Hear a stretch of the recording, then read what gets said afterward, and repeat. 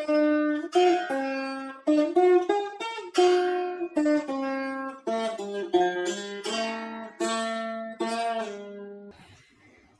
శ్రీ గురుభ్యో నమః. ఓంకారం బిందు సంయుక్తం నిత్యం ధ్యాయంతి యోగినః. కామదం మోక్షదం చైవ ఓంకారాయ నమో నమః. సదాశివసమారంభాం వ్యాసశంకరమధ్యమాం అస్మదాచార్యపర్యంతాం వందే గురుపరంపరాం.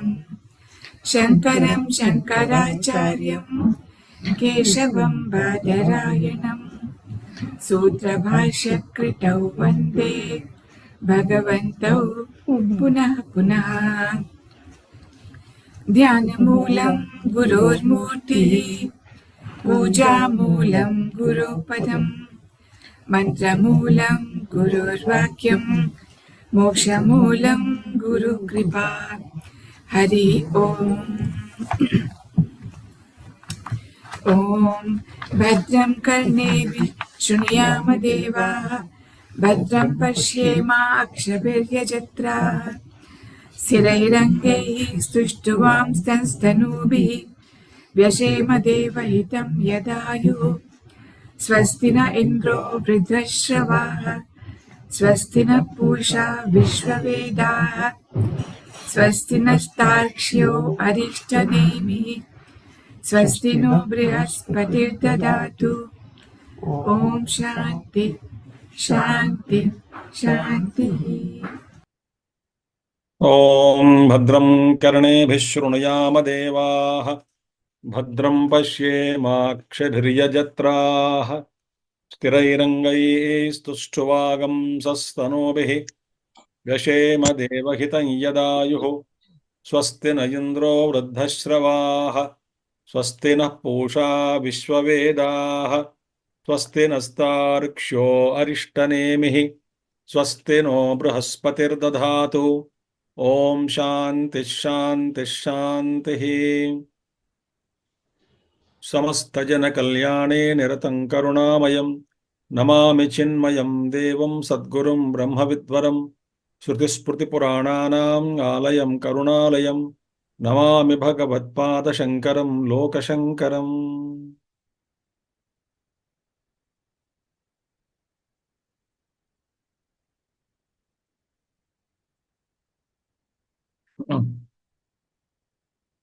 రెండవ ముండకంలో రెండవ ఖండంలో ఆ తత్వం గురించి చెప్పుకుంటూ అన్నీ కూడా అందులోనే అమర్చబడి ఉన్నాయని చెప్పుకున్నాం. అన్నీ కూడా అందులోనే అంటే ఆ బ్రహ్మ అక్షర బ్రహ్మలోనే అమర్చబడి ఉన్నాయి. యదర్చిమత్ అదే స్వరూపం ఏమిటి? ప్రకాశవంతమైనటువంటిది. అణుభ్యో అణుచ యస్మిన్ లోకా నిహితా లోకినశ్చ. ఆ తర్వాత అణువు కన్నా అణువైనటువంటిది, స్థూలం కన్నా స్థూలమైనటువంటిది. పృథువ్యాదేహే లోకములు లోకవాసులు అందరూ కూడా అందులో ఉన్నటువంటి వాళ్లే అని చెప్పి చెప్పుకున్నాం. తర్వాత అది తదేతత్ ఆ బ్రహ్మ, తదేతత్ బ్రహ్మ, ఏదైతే బ్రహ్మను చెప్పుకుంటున్నామో అది సర్వాశ్రయం. సర్వాశ్రయం అంటే అన్నిటికీ సమస్త సృష్టికి అన్నిటికీ ఆధారభూతమైనటువంటిది సర్వాశ్రయం. అక్షరం బ్రహ్మ, ఏదైతే ఆ అక్షరం బ్రహ్మ అన్నిటికీ ఆశ్రయభూతమైనటువంటి అక్షర బ్రహ్మ ఏదైతే ఉన్నదో ఆ అక్షర బ్రహ్మవే స ప్రాణ తదు వాంగ్మనః వాక్చ మనశ్చ సర్వాణి చ కరణాని తదంతశ్చైతన్యం. అందులోంచి అంటే అదే ప్రాణముగాను, అదే ప్రాణం, అదే వాక్కు, అదే మనస్సు, సర్వాణి కర్ణాన్ని అవే ఇంద్రియాలు. అంటే ఇవన్నీ కూడా ఆ బ్రహ్మస్వరూపమే. బ్రహ్మమే ఇన్ని రూపాలుగా, ఇన్ని ఉపాధులుగా ఈ విధంగా ప్రాణము ఇంద్రియముల ద్వారా ఇంద్రియముల లాగా ప్రకాశిస్తుంది, కనబడుతున్నది. అంటే అవే బ్రహ్మమే. అంతా బ్రహ్మమే ఈ రూపాల్లో కనబడుతున్నది. అంతా బ్రహ్మమే. అని కాకుండా మనశ్చ స ప్రాణ తదు వాంగ్ మనః వాక్చ మన సర్వాణి కరణాన్ని తదంతశ్చైతన్యం. ఇది కాకుండా అన్నీ ఇవే కాకుండా వీటిలో ఉన్నటువంటి చైతన్య రూపంగా ఉన్నటువంటిది కూడా పరమాత్మయే. అదే ప్రాణము, అదే వాక్కు, అదే మనసు, అదే ఇంద్రియాలు, మళ్ళీ అదే అన్నింట్లో ఉన్నటువంటి చైతన్యం కూడా. అంతశ్చైతన్యం తదంతశ్చైతన్యం చైతన్య ఆశ్రయో హి ప్రాణ ఇంద్రియాది సర్వసంఘాత ప్రాణస్య ప్రాణం ఇది శృత్యంతరాత్. చైతన్యాన్ని ఆశ్రయంగా తీసుకునే ప్రాణము, ఇంద్రియములు అన్నీ కూడా వాటి వాటి కర్మలు, వాటి వాటి విధులలో సంచరింపబడుతున్నాయి. ఏ ఇంద్రియమైనా సరే, ప్రాణమైనా సరే, వాటి అస్తిత్వానికి, వాటి యొక్క చేసేటువంటి కర్మకి, పనికి కూడా ఆశ్రయం అనేటువంటిది ఏమిటి అంటే ఆ చైతన్యమే.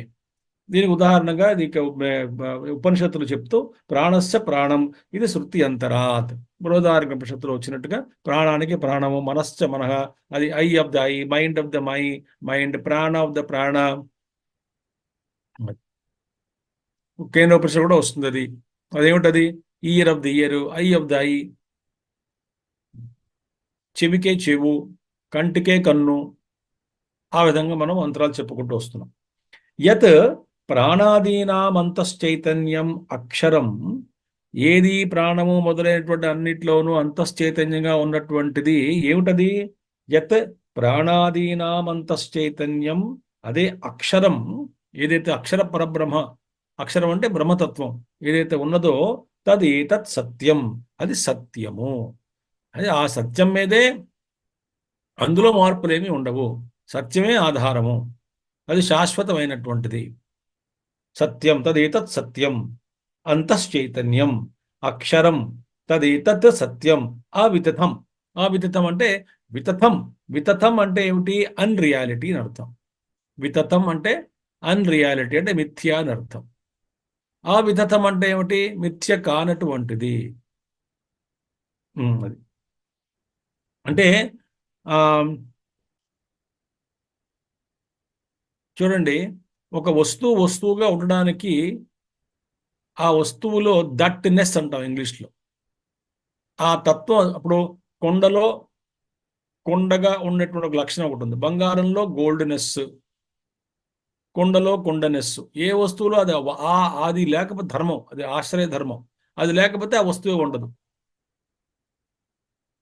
ఏ విధంగా ఎందులో అయితే అది ఆ యొక్క దానికి మౌనం అంటే ఆ తత్వం ఏదైతే ఎందులో అయితే ఉండదో అది వితతం.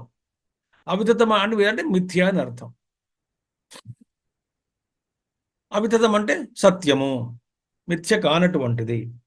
సో సత్యం అతదేతత్ సత్యం అంటే అవితథం, అతః అమృతం. అది సత్యం కాబట్టి అమృతం. అంటే దానికి ఎప్పుడు కూడా మార్పు కానీ మృతి కానీ అంతం కానీ లేదు. అంటే అవినాశి అని అర్థం.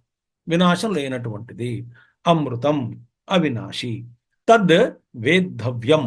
వేద్ధవ్యం మనసా తాళయితవ్యం. ఇక్కడ మన సంస్కృతంలో తాడనం అంటే కొట్టడం, తాడనం. ఇక్కడ వేద్ధవ్యం, తాడనం అంటే వేద్ధవ్యం. ఆ యొక్క అక్షర పరబ్రహ్మతత్వాన్ని, అవినాశి అంటే నాశరహితమైనటువంటి ఆ అక్షర పరబ్రహ్మతత్వం ఏదైతే ఉన్నదో దానిని మనసా తాడయితవ్యం. అంటే మనసుతో మన తెలుగు వేధింపులు కావు, బాగా వేధిస్తున్నాడండి అది కాదు. వేధించాలి అంటే ఆ టార్గెట్, లక్ష్యాన్ని కొట్టాలంట. మన భాషలో లక్ష్యాన్ని కొట్టాలి. బాణం తీసుకుందాం, లక్ష్యాన్ని కొట్టు అంటాం. ఆ కొట్టడం తాడయితవ్యం అంటే లక్ష్యాన్ని కొట్టడం.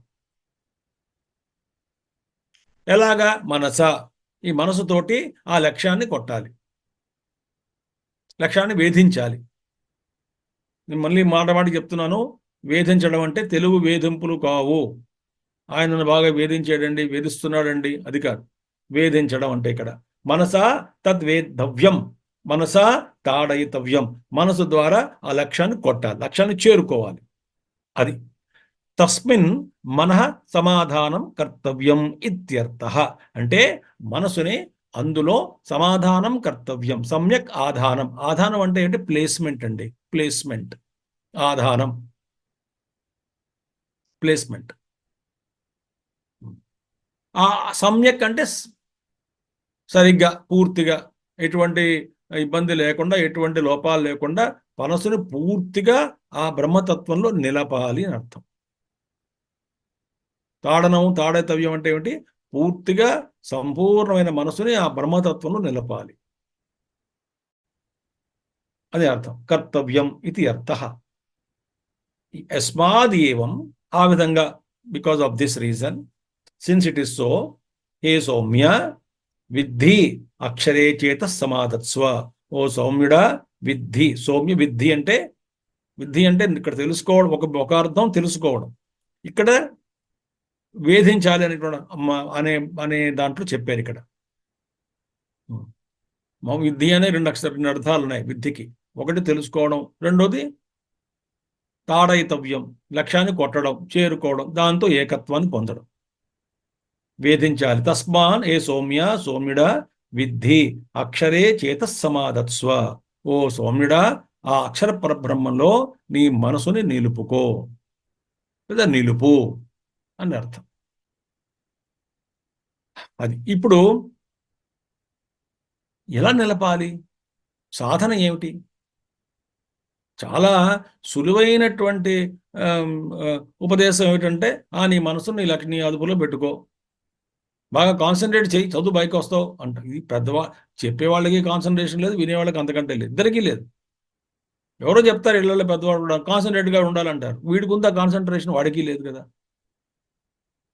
ఉత్తనే ఏదో చెప్పుకుంటూ పోతాం. కానీ మనకి ఈ మనసు అనేటువంటిది ఏ విధంగా ఆ లక్ష్యం వైపు ఉంచాలి, లక్ష్యంతో ఏకత్వాన్ని పొందాలి, సాధించాలి, ఆ మనసులో ధారణ శక్తి, ధ్యాన శక్తి, ఇలాంటివన్నీ ఎలా కలిగించుకోవాలి, ఇది ఎంతో సాధన చేస్తే కానీ కుదరదు. మనసు నిలవాలి.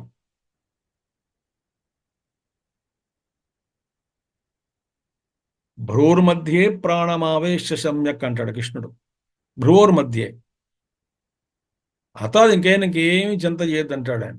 ధ్యానం చేస్తున్నాం, శరీరం వదిలేటప్పుడు మొత్తం తీసుకొచ్చి ఆ భృగుటిలో పెట్టి మనసుని ప్రాణాలని అన్నిటి సేకరించి అక్కడ పెట్టి, అక్కడ ఇంక చింత లేకుండా నిశ్చింతగా ఉండంటాడు ఆయన. అంటే అక్కడ నిలబడిపోవాలి మనసు.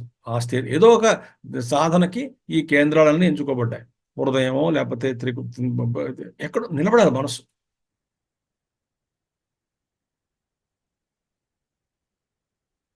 వేద్ధవ్యం. అది ఎలా చేయాలి? అది ఇంకా వచ్చేటువంటి మంత్రాల్లో వాడి గురించి చెప్తారు. కథం వేద్ధవ్యం ఇది ఉచ్యతే. ఎలా దాన్ని సాధించాలి, ఎలా మనసుతో, ఆ మనసు ద్వారా ఆ లక్ష్యాన్ని కొట్టాలి, ఏం చేస్తే బాగుంటుంది, ఎలా చేయాలి అన్నది ఇప్పుడు సమస్య. ఏం చేయాలి? ధనుర్గృహీత్వౌపనిషదం మహాస్త్రం శరం యుపాసా నిశితం సంధయీత ఆయమ్య తద్భావగతేన చేతసా లక్ష్యం తదేవాక్షరం సౌమ్య విద్ధి.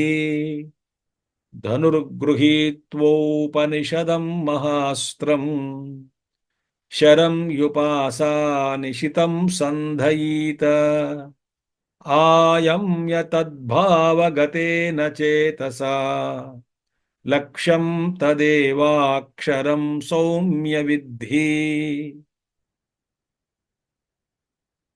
రాబోయే రెండు మూడు మంత్రాలు చాలా అద్భుతం. 3-4 మంత్రాలు చాలా అద్భుతమైనటువంటి మంత్రాలు ఇవన్నీ కూడా. ఇక్కడ చూడండి. సరే, ఇదొక లక్ష్యాన్ని ఛేదించాలి, లక్ష్యాన్ని వేధించాలి, లక్ష్యంతో ఏకత్వాన్ని పొందాలి, లక్ష్యాన్ని కొట్టాలి. దేనితో? మనసుతో కొట్టాలి. ఏమిటి అసలు? ఏమిటి? ఎలా కొట్టాలి? దానికి పరికరాలు ఏమిటి? సాధన ఏమిటి? ఇవి చెప్తున్నారు. ఇంకా ఇక్కడ చూడండి.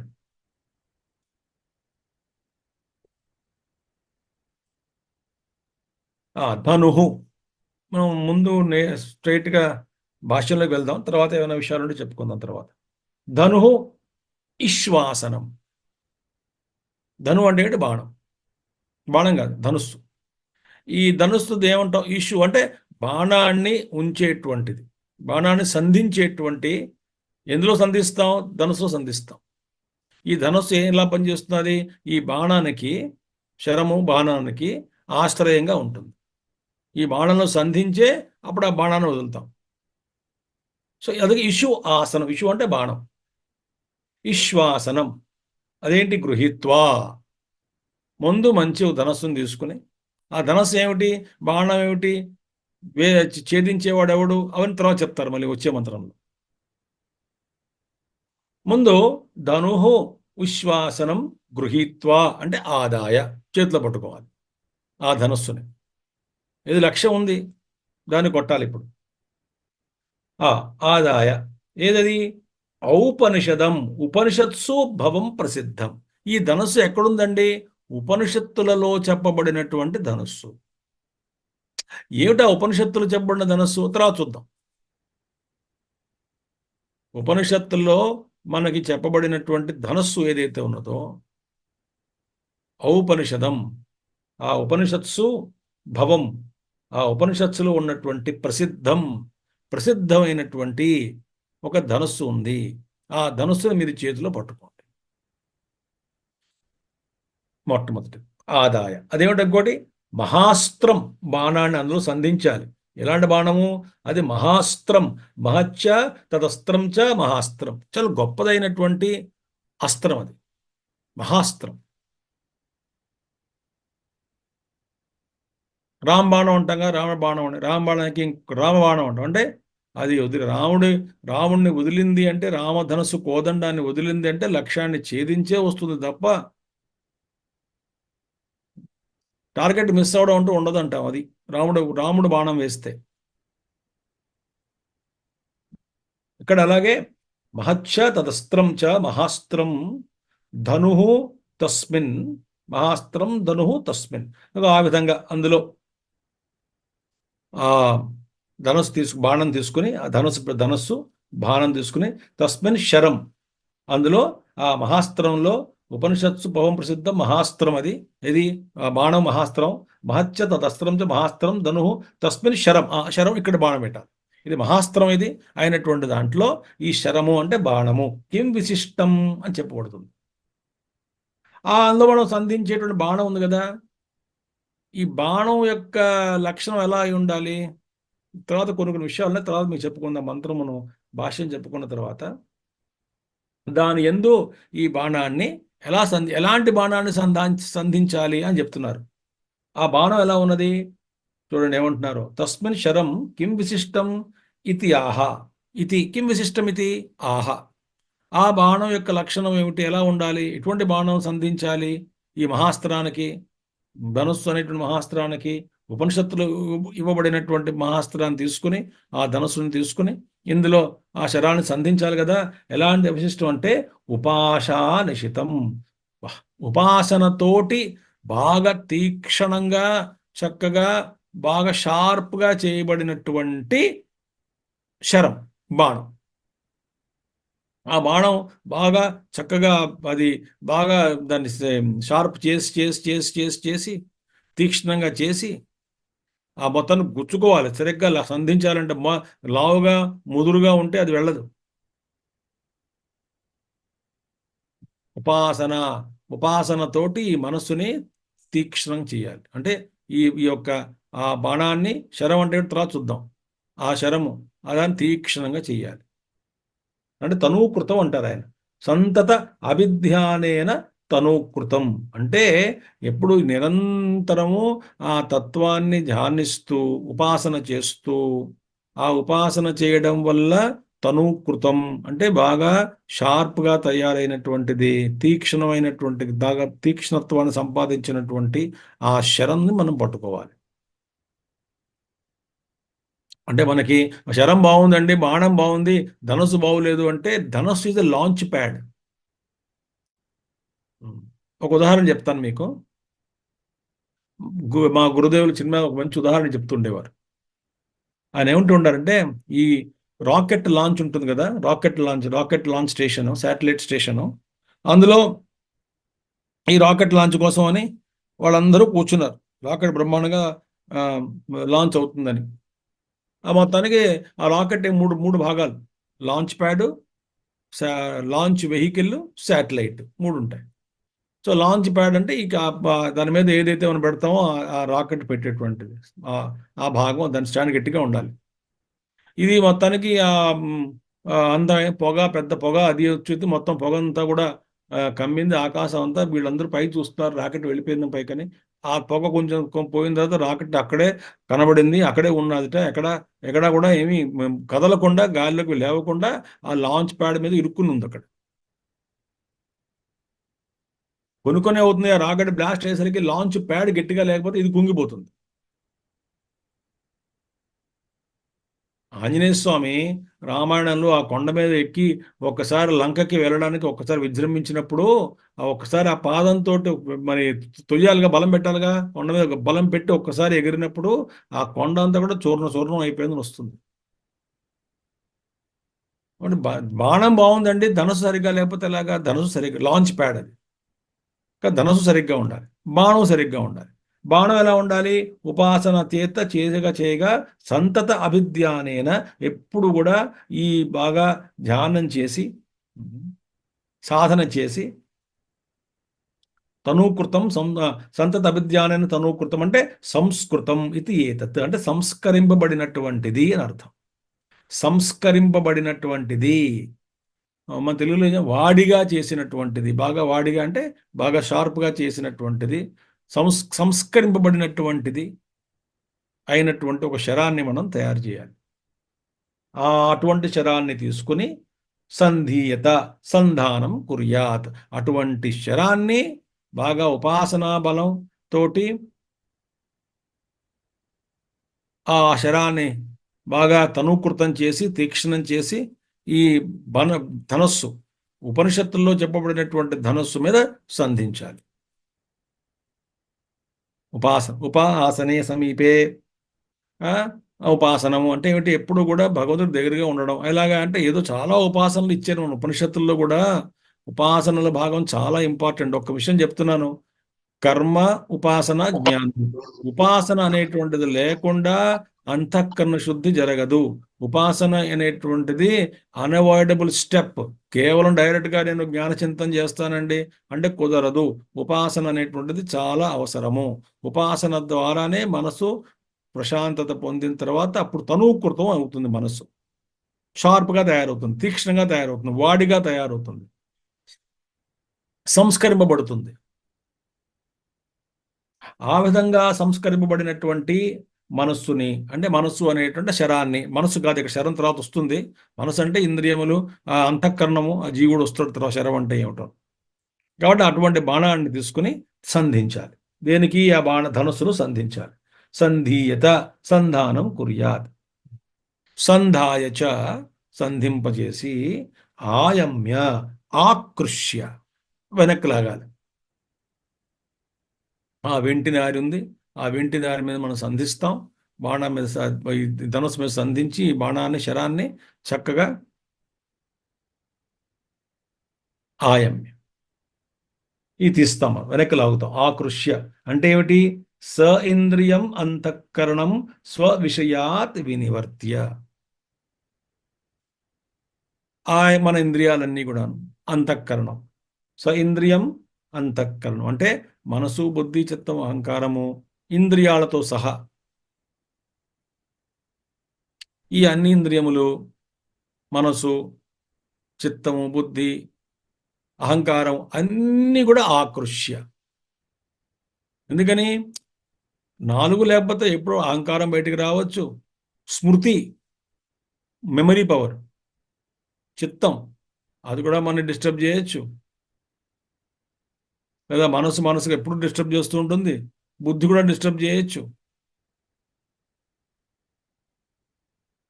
అలజడులకి గురి చేస్తుంది ఇవన్నీ కూడా. కాబట్టి ఇవన్నీ కూడా అంతఃకరణము, ఇంద్రియములు పూర్తిగా ఆకృష్య అంటే వినివర్త్య, వెనక్కి లాగి, అది లాగడం. వెనక్కి లాగంటే ఇవన్నీ వెనక్కి లాగాలి. శరాన్ని సంధించి, బాణాన్ని సంధించి ధనుస్సు మీద మనం లాగుతున్నాం వెనక్కి అంటే, లాగడం అంటే అర్థం ఏమిటి? వీటన్నిటి నుంచి మనసు వెనక్కి తీసుకుని, ఇంద్రియాలు వెనక్కి తీసుకుని, విషయ వస్తువుల నుంచి లక్ష్యే ఏవ ఆవర్జితం కృత్వా, ఆ లక్ష్యంపైనే కేంద్రీకరించి, ఆవర్జితం కృత్వా ఇత్యర్థ. అది అటువంటి ధనస్సు తీసుకుని ఉపాసనంతో తీక్షణంగా చేయబడినటువంటి ఆ శరాన్ని లేదా బాణాన్ని మంచి బ్రహ్మాండ ఉపనిషత్తులో చెప్పబడినటువంటి ప్రస్తావించబడినటువంటిది మనందరికీ తెలియజేయబడినటువంటి ఆ యొక్క ధనస్సు మీద ఈ బాణాన్ని సంధించి వెనక్కి లాగి, అంటే ఇంద్రియములు, మనసు, బుద్ధి, చిత్తము, అహంకారము, ఇవన్నీ కూడా అంతఃకరణం, ఇంద్రియాలు, వీటన్నిటిని కూడా వెనక్కి లాగి అప్పుడు వదిలితే ఈ బాణం అనేటువంటి బాగా తీక్ష్ణంగా చేయబడినటువంటి బాణము, వెల్ ప్రిపేర్డ్ అనమాట బాణం, అది వెళ్ళి తిన్నగా వెళ్ళి లక్ష్యంలో ఏకత్వాన్ని పొందుతుంది లక్ష్యంతో. నహి హస్తేనైవ ధనుష ఆయమనం యా సంభవతి. ఏదో మనం ఈ ఏంటది మనం వెంటిని లాగినట్లు మన ఈ ఆత్మ సందర్భంలో అలాగా సంభవం కాదు. మన ఆత్మ విషయంలో, ఇక్కడంటే ఆత్మ విషయం అంటే శరమే ఆత్మ తర్వాత వస్తుంది. ఈ బాణమే అంటాం కదా మనం, బాణం వదలడం, ఆ బాణం ఆత్మతత్వం. ఆత్మ అంటే చూద్దాం తర్వాత ఏంటో. కాబట్టి ఈ ఆత్మ విషయంలో, మన విషయంలో అలా సంభవించదు, వెనక్కి లాగినట్టు లాగదు. కాబట్టి దాని అర్థం ఏమిటి? విషయ వస్తువుల నుంచి మనసుని ఆవర్తనం చేయాలి అని అర్థం. ఆయమనమిహ సంభవతి తద్భావగతేన తస్మిన్ బ్రహ్మణి అక్షరే లక్ష్యే భావన భావ. అంటే తద్భావగతేన అంటే ఈ యొక్క బాహ్య విషయాలతో ఎటువంటి మనకి ఇబ్బందులు లేకుండా ఉండడానికి బాహ్య విషయాల నుంచి పూర్తిగా మనసుని మనం విరమించి ఆ యొక్క లక్ష్యమే నింపుకోవాలి. మనసంతా కూడా లక్ష్యంతో నిండిపోవాలి. మనసంతా కూడా ఆ భావంతో నిండి ఉండాలి. తద్భావగతేన, కాబట్టి బ్రహ్మభావంతో లక్ష్యే బ్రహ్మణి, లక్ష్యే అక్షరే బ్రహ్మణి భావనా భావ తద్భావగతేన. ఆ లక్ష్యం, ఆ బ్రహ్మ లక్ష్యాన్నే నిరంతరం ధ్యానిస్తూ దాని గురించే ఆలోచన చేస్తూ దాన్ని ఎప్పుడూ మర్చిపోకుండా మనసు ఎప్పుడు కూడా దాని అందే ఉంచాలి. అంటే మనం వ్యవహారం చేస్తున్నప్పటికీ ఆ లక్ష్యం మర్చిపోకూడదు. మనం ఎంత బిజీగా ఉన్నా మనం మర్చిపోయానండి అంటాం. మనల్ని మనం మర్చిపోయినప్పటికీ కూడా సడన్గా ఎవరినో వచ్చి మీ పేరు ఏంటండి అంటే మనం ఎలా చెప్తాం కదా టక్కమని, నా పేరు ఇదండి అని. అలాగే నేను నేను పురుషుణ్ణి, నేను స్త్రీని అన్నటువంటిది ఎప్పుడు మర్చిపోం కదా మనం. దానికి ఆలోచన లేకుండానే అందులో నిలబడ్డాంగా మనం. మాటిమాటికి అనుకోవాలా, నేను మగాడిని, నేను ఆడదాన్ని అని. అక్కర్లేదు కదా, అక్కడ వృత్తి అక్కర్లేదు కదా. అలాగని మనం ఎప్పుడు మర్చిపోం కదా. ఇక్కడ పురుషులు స్త్రీలు రాసుంటారు, మరి నేను పురుషున్నా స్త్రీనా అని సందేహం ఉండదు కదా. అంటే వృత్తిరహితమైనటువంటి జ్ఞానం అక్కడ ఉంది. ప్రత్యేకించి ఆలోచన అక్కర్లేదు అక్కడ, అది అనుభవమే, అందులో కూర్చున్నాం మనం. అదేవిధంగా ఇక్కడ ఆలోచన అనవసరం ఇంకా ఆ బ్రహ్మతత్వానికి వెళ్ళేసరికి. కాబట్టి అక్షరే తస్మిన్ బ్రహ్మణి అక్షరే లక్ష్యే భావనా భావ తద్గతేన చేతస. అంటే ఆ బ్రహ్మభావము అక్షరతత్వంతో నిండినటువంటి మనసుతో, అక్షరతత్వంతో నిండి ఉన్నటువంటి మనసుతో బ్రహ్మణి అక్షరే లక్ష్యే భావనా భావ తద్గతేన చేతసా లక్ష్యం తదేవ యథోక్త లక్షణం. ఆ లక్ష్యమే పైన చెప్పినటువంటి లక్ష్యమే, ఆ లక్ష్యాన్నే యథోక్త లక్షణం అక్షరం ఏ సౌమ్య విద్ధి. అటువంటి పైన చెప్పబడినటువంటి అక్షరం ఏదైతే ఉందో, అక్షరం అంటే ఏమిటి? కారణం బ్రహ్మ, వీటన్నిటికీ అతీతంగా ఉన్నటువంటి బ్రహ్మ. అక్షరం అంటే ఇక్కడ ప్రకృతి కాదు, మూల ప్రకృతి కాదు. అక్షరాత్ పరతఃపర అనుకున్నాం కదా మనం. ఆ అక్షరతత్వంలో నువ్వు ఆ మనసుని అందులో యథోక్త లక్షణం అక్షరం సౌమ్య విద్ధి, అటువంటి లక్ష్యాన్ని నువ్వు వేధించాలి. అంటే చేరుకోవాలి. అంటే చేరుకోవాలంటే దాన్ని కొట్టాలి. లక్ష్యాన్ని కొట్టడం అంటే దాంతో ఏకత్వాన్ని పొందాలి. ఏ సౌమ్య విద్ధి, వేధించు.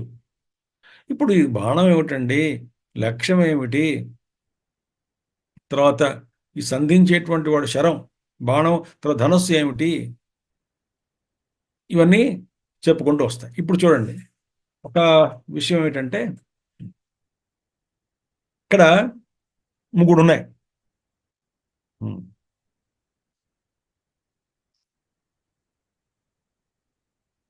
ప్రమాత, ప్రమాణం, ప్రమేయం. ప్రమాత ఎవరు? వచ్చే మంత్రంలో వస్తుంది, ముందే చెప్తున్నాను. ప్రమాత ఎవరు ఇక్కడ? శరం, నోవెర్, బాణం. తర్వాత ప్రమాణం ఏమిటి? ఉపనిషత్, అంటే ధనుస్సు. రెండోది ప్రమేయం ఏమిటి? అక్షర పరబ్రహ్మం. సో ప్రమాత, ప్రమేయము, ప్రమాణము, ఈ విధంగా మనకి ఇక్కడ కుదిరే చక్కగా మన ఉపనిషత్తు భాషల్లో. ఇప్పుడు తనూకృతం, ఉపాసనం అన్నారు కదా. మొట్టమొదటిది మనం వేసే ఆ, ఈ ఈ బాణం ఏదైతే ఉన్నదో, శరం ఏదైతే ఉన్నదో, అది ముందు స్ట్రైట్గా ఉండాలి. బాణం మొట్టమొదటిది ఏమిటి? స్ట్రైట్గా ఉండాలి. స్ట్రైట్గా వంకర టింకరగా ఉన్నది బాణం అనలేంగా మనం. స్ట్రైట్ చేయాలి, దాన్ని ముందు స్ట్రైట్గా ఉండాలి. కాబట్టి యారో షుడ్ బి స్ట్రైట్ అంటే ఏమిటి? సాధకుడే యారో. శరం అంటే సాధకుడే, జీవుడే. ఆ తర్వాత చెప్తారు వచ్చే మంత్రంలో. ఈ జీవు లక్షణం ఎలా ఉండాలి అంటే స్ట్రైట్ ఫార్వర్డ్గా ఉండాలి. అంటే అందులో ఎటువంటి ఆమ్, ఆ, కుతంత్రాలు కానీ, దోషాలు కానీ, అంతఃకరణలు ఏమీ లేకుండా, హిందీలో అంటాం సీదా సాదా ఆదమి అని. అంటే నిష్కల్మషం హృదయం అంటాం. ఎటువంటి కల్మషం లేదండి వాడిలో అంటాం. అంటే దాన్ని తిన్నగా ఉండడం. రుజుత్వాత్ అర్జున. రుజుత్వం అంటే straight forward, being straight forward.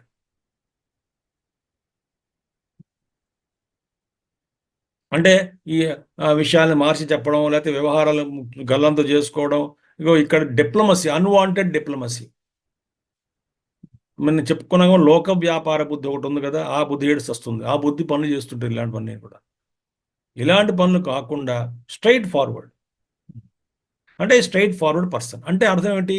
విలువలతో ధర్మబద్ధంగా జీవనం జీవిస్తున్నటువంటి వాడు. అంటే అర్థం ఏమిటి? శమధమాదులు కలిగినటువంటి వాడు. అంటే ఏం చేయాలి? దానికి కర్మయోగంతో బాగా నిష్ణాతత్వాన్ని పొందినటువంటి వాడు. కర్మయోగంలో నిష్ణాతత్వాన్ని పొందినటువంటి వాడు, బాగా పనిచేసి సాధన చేస్తూ కల్లా కపటం లేనటువంటి వాడు, కల్మషం లేనటువంటి వాడు. ఇది మొదటిది. దాన్ని ఏమన్నా మనం, ఈ బాణం యొక్క మొట్టమొదటిది ఏమిటి? ఈ యొక్క శరం తిన్నగా ఉండాలి, స్ట్రైట్గా ఉండడం అంటే ఇది లక్షణం మొదొకటి. రెండవది, ఆ ముందు, ఆ శరానికి ముందు షార్ప్గా ఉండాలి. అప్పుడేగా ఆ బాణం దిగుతుంది లక్ష్యంలో. కాబట్టి షార్ప్నెస్ అంటే ఏమిటి? ఉపాసన. సో మొదటి కర్మ అయిపోయింది. తిన్నగా చేయాలంటే కర్మ చేయాలి, కర్మయోగాన్ని చేయాలి. అంటే మనం చేస్తున్న పనులనే యోగంగా మార్చుకోవాలి. అదొకటి సాధన. తర్వాత మనసుని ఉపాసన ద్వారా తీక్ష్ణంగా చేసుకోవాలి.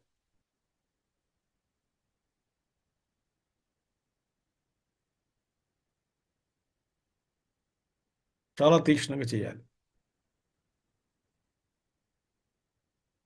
రెండవది ఉపాసన ద్వారా. ఇంకా మూడవది ఏమిటి? ఆయమ్య, వెనక్కి లాగాలి. ఉపాసన ద్వారా తీక్ష్ణంగా చేయబడడం రెండవది. ఇంకా మూడవది ఏం చేయాలి మనం? ఈ జీవుడు అనేటువంటి వాడు, అంటే ఈ జీవుడే కదా శరం అంటేను. వీడేం చేయాలి? ఈ బాహ్య ప్రపంచంలో ఉన్నటువంటి విషయ వస్తువుల నుంచి పూర్తిగా వెనక్కి లాగాలి. అంటే అంతర్ముఖం కావాలి. పరీక్షలో కాను వచ్చిందిగా, మనం చదువుకున్నాగా, నిర్వేదమాయాత్. ఆ మంత్రం బాగా అధ్యయనం చేసుకోండి, గుర్తుంచుకోండి. నా అస్తి కృత అకృతేన, నాస్తి అకృత కృతేన, సారీ, నా అస్తి అకృత కృతేన తద్విజ్ఞానార్థం స గురుమేవాభిగచ్చేత్ సమిత్పాణి శ్రోత్రియం బ్రహ్మనిష్టం. అంటే ఆవృత్త చక్షు అమృతత్వం ఇచ్చాం. ఆ ఆవృత్తాన్ని చేసుకోవడం, వెనక్కి తిరగలాడడం అనేది ఆయమ్య. నిన్న ఒక ఉపన్యాసం ఇస్తూ ఒక మంచి ఉదాహరణ తట్టింది. అది మీతో పంచుకుందామని చెప్తాను. ఇప్పుడు మనం చూడండి, అందరికీ ధ్యానం చాలా అవసరం. కర్మయోగం ముందు చేయాలి, చేస్తుంటే ఒకదాంతో కాదు, అన్ని సైమల్టేనియస్గా జరుగుతూ ఉంటాయి. ఒక కాలంలో కర్మ ఎక్కువగా ఉంటుంది, ఉపాసన జీరోగా ఉండొచ్చు, ధ్యానం జీరోగా ఉండొచ్చు. కొంతకాలం కర్మకు తగ్గి ఉపాసన ఎలిమెంట్ కొంచెం, ఉపాసన అనేది కొంచెం తోడవుతుంది, ధ్యానం లేకపోవచ్చు. ఉపాసన కొంచెం పెరగగా కర్మ ఉపాసన కొంచెం వ్యక్తం అవుతున్నప్పుడు కొంచెం ధ్యానం అనేది కూడా లోపల మనలో ప్రవేశిస్తుంది. మనం ధ్యానం కూర్చునేసరికి మనసు పరిగెడుతుంది. కళ్ళు తెరిస్తే శాంతిగా, నేను 5 నిమిషాలు మాట్లాడుతాను దీని మీద. కళ్ళు తెరిస్తే మనకి శాంతిగా ఉన్నట్టుగా ఉంటుంది. అబ్బా, ఎంత హాయిగా ఉందో కళ్ళు తెరిస్తే. ఎందుకని? కళ్ళు మూస్తే ఈ యొక్క ప్రవాహం, వృత్తి ప్రవాహం ఎలా ఉన్నది అంటే, ఈ ఆలోచనలు అన్నీ కూడా తట్టుకోలేము.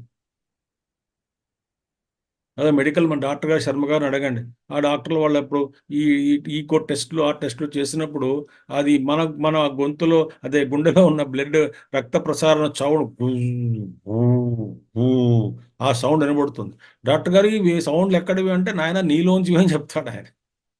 నీలోంచి ఉన్నటువంటి శబ్దాలు అవన్నీ కూడాను బయట ఎక్కడా లేదు. గుర్రు గుర్రు అని ఉంటుంది బ్లడ్. ఆ బ్లడ్ సౌండ్ చూసి చెప్పేస్తారు నేను ఆరోగ్యంగా ఉన్నావా లేదని చెప్పేస్తారు కొంతమంది. అలాగే మన కళ్ళు మూసేసరికి మనసులో అన్ని రకాలైనటువంటి ఆలోచనలు అప్పుడు కనబడతాయి. ఉన్నాయి ఇప్పుడును. కళ్ళు తెరిస్తే ఏంటి, ఇవన్నీ దే ఓవర్ పవర్. ఈ దృశ్యాలు అన్ని కూడా చూసుకుని వాటిని కొంచెం తగ్గించి ఇవి కనబడుతుండడం వల్ల మనసు మనకి చూస్తున్న మట్టుకే బాగానే ఉంది కదా, ప్రశాంతంగా ఉంది అనుకుంటాం. కళ్ళు మూసుకుంటే సరే నానా గందరగోళం కనబడుతుంది. అవునా? మనం ఏంటి, యుద్ధం చేస్తాం మనసుతోటి. ఏమిటి, ఎందుకు ఇలా ఆలోచనలు వస్తున్నాయి, వీటి రాకూడదు కదా, శాంతి ఎక్కడుంది మనసుకి? సో ధ్యానం చేస్తున్నంతసేపు కూడా ఈ మనసుతో యుద్ధం సరిపోతుంది. మనం వద్దని, ఈ ఆలోచన రాకూడదని, అదే ఆలోచన మళ్ళీ మళ్ళీ రావడము, వీటితో యుద్ధం చేయలేక, ఇవన్నీ మనకి ఈ జన్మ కాదు రెండు ధ్యానం అని చెప్పి లేచి ఏదో పూజ పునస్కారం చేసుకోవడము, భజన చేసుకోవడం, లేకపోతే కర్మయోగం చేసుకోవడం, పారాయణ చేసుకోవడం, వీటితో మనం ఆధ్యాత్మికంగా అభివృద్ధి పొందుతున్నాం అనుకోవడం. పొందుతున్నారు, కానీ ఆ ధ్యానం అనే దాంట్లో భయపడతారు చాలామంది. ధ్యానం అంటే ప్రొజెక్షన్ కాదు, ఊహించడం కాదు, ఊహల్లో తేలడం కాదు. ఇప్పుడు చెప్పొచ్చే విషయం ఏంటంటే, 2 విషయాలు. మొదటిది, మనకి ఈ యొక్క వెగుటు భావం అంటే ఏమిటి, మనసు ఇలా ఉంది అనేటువంటి ఒక నిరాశ నిస్పృహ కలుగుతుంది కదా. ఈ లోపల కామ క్రోధ లోభ మోహ మద మాత్సర్యాలతో కూడుకుని ఉన్నటువంటి నానా రకాలైనటువంటి ఈ వృత్తులన్నీ కూడా, థాట్స్ అన్ని బయటకు వస్తాయి కదా, ఆలోచనలన్నీ కూడాను. ఏదైతే, జాగ్రత్తగా వినండి, ఇంతకు ముందు కానీ, ఇప్పుడు ఈ జన్మలో కానీ, ముందు జన్మల్లో కానీ అనుభవించనిటువంటివి అంటే చూడనివి కానీ, విననవి కానీ, రుచి చూడనివి కానీ, వాసన చూడనివి కానీ, అటువంటి పదార్థాలు కానీ, వ్యక్తులు కానీ, వస్తువులు కానీ మీకు ధ్యానంలో మనసులో రావడం సంభవం కాదు. అవన్నీ కూడా, అలాంటివన్నీ కూడా వచ్చి మన మనసుని నానా రకాల అలజడులకు గురి చేస్తున్నాయి అనడానికి అవకాశం లేదు. ఎందుకని? వాటి వల్ల మనకి ఇబ్బందే లేదు. ఎందుకని? ఎప్పుడూ వాటితో మనకి సంపర్కం లేదు కాబట్టి. అంటే ఏమిటి, ఇంతకు ముందు నేను చూసినటువంటివి, విన్నటువంటివి, రుచి చూసినటువంటివి, వాసన చూసినటువంటివి, స్పర్శ చేసినటువంటివి, అటువంటి వస్తువులు అనుభవాలే నా మనసుకి కలుగుతాయి. వాటి యొక్క కాంబినేషన్స్ వల్ల కలుగుతుంటే రకరకాలుగా వచ్చి అవే మనం డిస్టర్బ్ చేస్తున్నాయని తెలుస్తాం ముందు. అప్పుడేమిటి, ఓహో, అంటే ఏమిటి, నాలో ఇలాంటి వృత్తులన్నీ కూడా దాగి ఉన్నాయా, ఇలాంటివన్నీ కూడా లోపల ఉన్నాయా అని తెలుస్తుంది ధ్యానంలో. కాబట్టి ధ్యానం అనేటువంటి దాంట్లో మనసుతో యుద్ధం అనేసప్పుడు, మనసా నువ్వు ఇంత బాధపడుతున్నావా, నీలో ఎన్ని రోగాలు ఉన్నాయా నాయనా అని చెప్పి మనం గ్రహించాలి. మన మనసులో ఎటువంటి రోగాలు ఉన్నాయి, ఎటువంటి ఆలోచనలు ఉన్నాయి, అంతఃప్రవాహంగా ఎన్నెన్ని విధాలుగా ఈ అంతర్యామిగా సరస్వతీదేవిలాగా ఈ లోపలన్నీ కూడా ఎలా ప్రవహిస్తున్నాయి, ఇవన్నీ బయటపడతాయి ఎప్పుడు ధ్యానంలో. వాటితో యుద్ధం చేయకుండా చూస్తూ గమనిస్తూ ఉండాలి. ఓహో, తెలుసుకోవాలి. ఇలా నాకు నీ యొక్క స్వరూపాన్ని తెలియజేసినందుకు థ్యాంక్ యూ ఓ మనసా అని చెప్పుకోవాలి. యుద్ధం కాదు అక్కడ, జస్ట్ విత్డ్రాన్ అయిపోయిన లోపల చూస్తున్నాను. చూడండి, ఇంకో విషయం, ఇంకో చిన్న సూక్ష్మ విషయం చెప్తాను. ఏ ఏ వస్తువులు, వ్యక్తులు మనల్ని ధ్యానంలో బాగా అలజడులకి గురి చేస్తున్నారో, చేస్తున్నాయో, స్మృతులు అంటే ఆయా అనుభవాలప్పుడు వాటితోటి మనం చాలా ఎక్కువగా అహంకారంతో, రాగంకతోటి కానీ, ద్వేషంతో కానీ బాగా అటువంటి రాగద్వేషాలతో కూడుకుని ఆ అనుభవాల్ని మనం సేకరించాం కాబట్టి అవన్నీ మనలో అతుక్కుపోయాయి. రాగద్వేషాలు లేకుండా మనం చేసినటువంటి వ్యవహారాలు స్మృతిగా మారడం, ఆ స్మృతిలుగా మారినా కూడా అది మన ఎప్పుడు కూడా వేధించవు. తెలుగు వేదన, ఇక్కడ తెలుగు వేదనకి మనకి వేధించవు.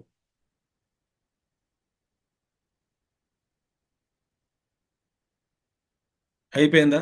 రెండవది, ఎక్కడ మన మనస్సు అనేటువంటి దాన్ని ముక్క ముక్కలు చేసి అనేక రకాల వస్తువుల్లోనూ వ్యక్తులతోటి ముడిపెట్టుకుని కూర్చున్నాం, ముడేసుకున్నాం. రాగం వల్ల, ద్వేషం వల్ల కూడా. అంటే ఏంటి, మనసుని అనేటువంటి ఒక దాంట్లోంచి నానా రకాలుగా ఈ రబ్బర్ బ్యాండ్, అనేక రకాల రబ్బర్ బ్యాండ్ అనుకోండి, ఒక్క నుంచి ఒక రబ్బర్ బ్యాండ్ తాగి సాగదీసి ఒక వస్తువు కానీ ఒక వ్యక్తికి కానీ ముడిపడింది. మనం ధ్యానంలో కూర్చునేసరికి ఈ మనసును ఎప్పుడైతే మనం ఆయమ్య, ఆకృష్య అని చెప్పి వెనక్కి లాగాలి అని ప్రయత్నం చేస్తున్నప్పుడు ఆ ఆ వస్తువు నుంచి, ఆ వ్యక్తి నుంచి మనసు మనల్ని రావాలి కదా. కానీ ఆ మనసుతో ఆ వ్యక్తి, ఆ మనసుకి ఆ వ్యక్తితో, ఆ వస్తువుతోటి చాలా బలంగా ముడిపడడం వల్ల ఆ మనసును వెనక్కి లాగుతున్నప్పుడు ఏమిటవుతుందంటే, ఆ మనసు రాకుండా ఆ మనసుతో పాటు ఆ వ్యక్తి కూడా తీసుకొచ్చి టపీమని రబ్బర్ బ్యాండ్ ఇంకా రాయి గట్టి వెనక్కి లాగితే అది వెనక్కి మళ్ళీ వచ్చి మన నెత్తి మీద ఎలా పడుతుందో, దెబ్బ తగులుతుందో. అలాగా కూర్చునేసరికి ఈ ఆలోచనల ప్రకంపనలు వాటిని వదిలి రారా అంటే వదలలేడు మనసు.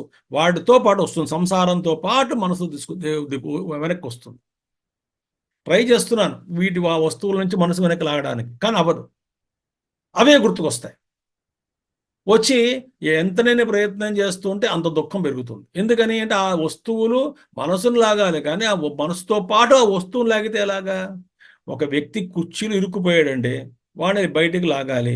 ఆ కుర్చీ వాడిని ఎంతసేపు లాగుతున్నా వాడితో పాటు ఆ కుర్చీ కూడా వస్తున్నది, కానీ ఆ కుర్చీ వదిలి రారా నాన్న అంటే రాలేకపోతున్నాడు, ఇరుక్కుపోయాడు అందులో. కొంచెం సూక్ష్మ విషయాలు చెప్తున్నాను, ఏదో పిచ్చి పిచ్చి ఉదాహరణ అనుకోవద్దు.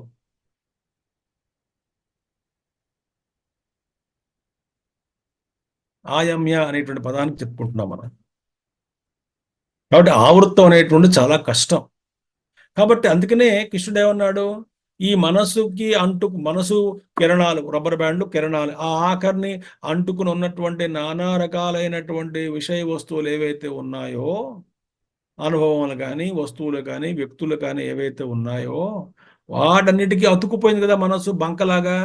ఆ మన ఎలా వదులుచుకోవాలి? ఈ బంక ఏమిటి? ఆ బంక పోవాలి. ఆ బంక ఏమిటి? రాగము, ద్వేషము. ఈ బంక్ అనేటువంటిది ఎప్పుడైతే మనం తగ్గించేస్తూ ఉంటామో ఆ ఆ బంక సరిగ్గా ఆ బంకత్వం అది తగ్గిపోతూ ఉంటే ఆ వస్తువు అక్కడక్కడే పడిపోతుంది. మన మనసు ఫ్రీ అయిపోతుంది, ఆ వస్తువు నుంచి చక్కగా ముక్తిని పొందుతుంది. ఆ వస్తువు బంధనం నుంచి మనసు ముక్తి పొందుతుంది.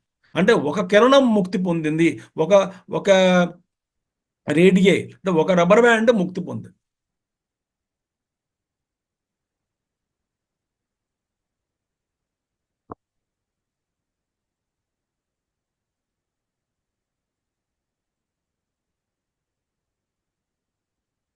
అంటే ఏ ఏ వస్తువుల నుంచి రాగద్వేషాలు అంటే పూర్తిగా రాగద్వేషం తీసేమనుకోండి, అసలు మనసులో డిస్టర్బెన్స్గా ఉండడానికి అవకాశమే లేదు. రాగంతో కానీ ద్వేషం, దేని ద్వేషిస్తున్నామో వాళ్ళు వస్తారు, దేని రాగం పెంచుకుంటామో వాళ్ళు వస్తారు. ఆ వ్యక్తులు కానీ, అనుభవాలు కానీ, వస్తువులు కానీ.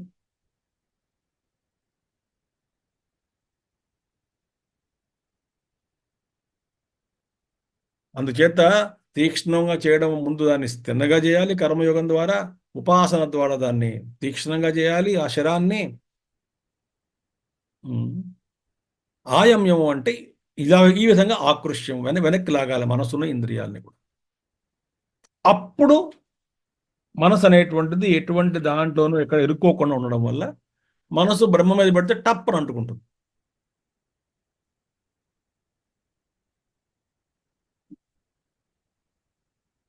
హట్ వెళ్ళిపోతుంది. ఆ యుద్ధం చేస్తే సరిపోదు మనసుతోటి. అందుకే ధ్యానం అంటే యుద్ధం కాదు.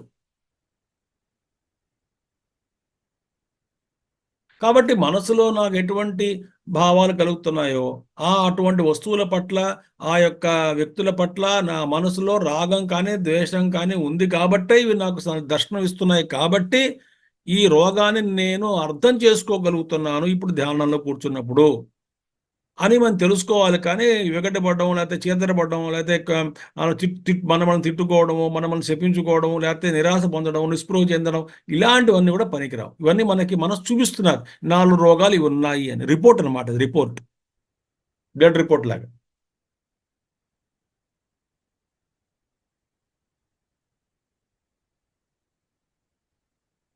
ఇవి చెప్పాలనుకున్నాను, ముఖ్యమైన విషయాలు కానీ చెప్పాను సాధన. అందుకని ఉపనిషత్తు కూడా శంకర భాష్యం చదవడం ఒక వంతు, అందులో ఉన్నటువంటి ఆయన సూచించినటువంటి కొన్ని అర్థాలు అర్థం చేసుకోవడానికి ప్రయత్నం చేస్తూ అర్థం చేసుకోవడం మరో వంతు.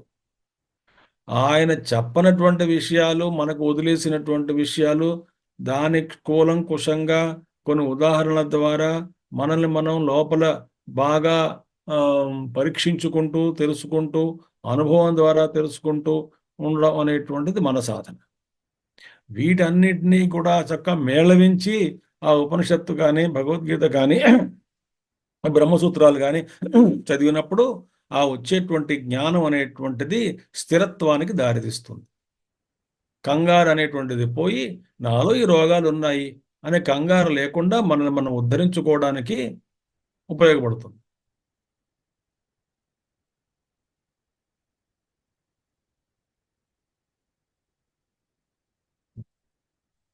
అది యదుక్తం ధనురాది తదుచ్యతే. ఇప్పుడు ధనువు వాడి గురించి చెప్పారు కదా, ధనుస్సు చెప్పారు, శరం అంటే ఏమిటో శరం చెప్పారు, తర్వాత బ్రహ్మ లక్ష్యం చెప్పారు, బ్రహ్మ టార్గెట్ అన్నారు. ఆ టార్గెట్ ఏమిటి? బాణం సంధించేటువంటి బాణం ఎవరు?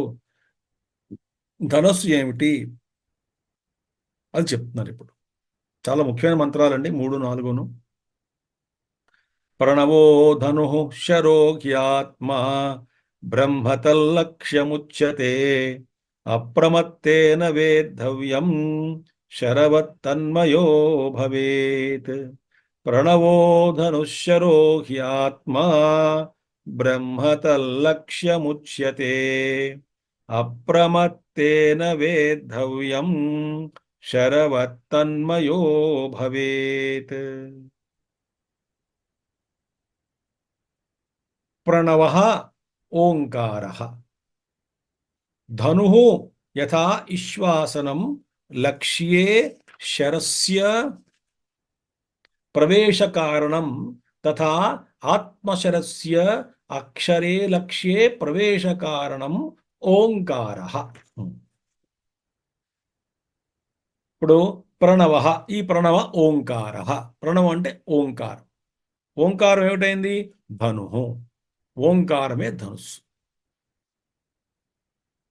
ఏ విధంగా అయితే ఇశ్వాసనం అంటే విల్లు అంటే ధనుస్సు, ఈ బాణం తమ లక్ష్యంతో ఏకత్వాన్ని పొందడానికి, లక్ష్యాన్ని చేరడానికి, లక్ష్యాన్ని వేధించడానికి, లక్ష్యంతో ఒకటైపోవడానికి, ఈ బాణం లక్ష్యంతో ఒకటైపోవడానికి అది శరం, శరం బాణం లక్ష్యంతో ఏకత్వం ఒకటవ్వడానికి కారణభూతమైనటువంటి ధనస్సు ఏ విధంగా అయితే కారణభూతమో అదే విధంగా ఈ విధంగా ఆత్మశరస్య అక్షరే లక్ష్యే ప్రవేశ కారణం ఓంకార. ఆత్మశరస్య, ఇక్కడ శరం అంటే ఎవరు? ఆత్మే. ఆత్మ అంటే జీవాత్మ. ఈ జీవాత్మే బాణం. జీవాత్మ తన లక్ష్యమైనటువంటి బ్రహ్మతో ఏకత్వాన్ని పొందడానికి ఓంకారం అనేటువంటి ధనస్సు. జీవాత్మ బాణం, ఓంకారం ధనస్సు. ధనస్సు ఏం చేస్తుంది? తోడ్పడుతుంది. ఎలా తోడ్పడుతుంది?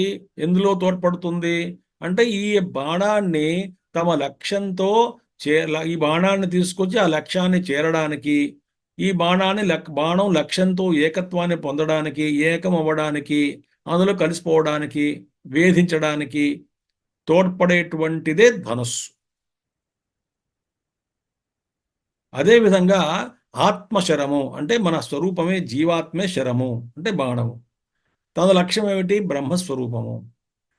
జీవుడు తన లక్ష్యమైనటువంటి బ్రహ్మస్వరూపాన్ని పొందడానికి, బ్రహ్మతో ఏకత్వాన్ని పొందడానికి, బ్రహ్మని చేరుకోవడానికి, బ్రహ్మని వేధించడానికి, వేద్దవ్యం బ్రహ్మని తెలుసుకోవడానికి తోడ్పడేటువంటిది ఓంకారము. అంటే ఓంకారం అనేటువంటిది ఆలంబనము, సపోర్ట్. ఏ విధంగా అయితే బాణానికి ధనుస్సు అనేటువంటిది ఆలంబనమో, శరానికి ధనస్సు ఏ విధంగా అయితే ఆలంబనమో, అదేవిధంగా జీవుడికి ఆలంబనం ఏమిటి అంటే ఓంకారం. ఓంకారం.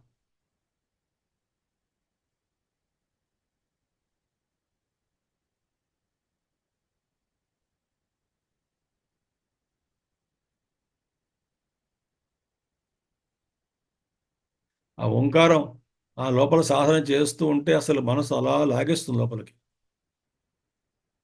ఓంకారం అంత గొప్పది సాధన.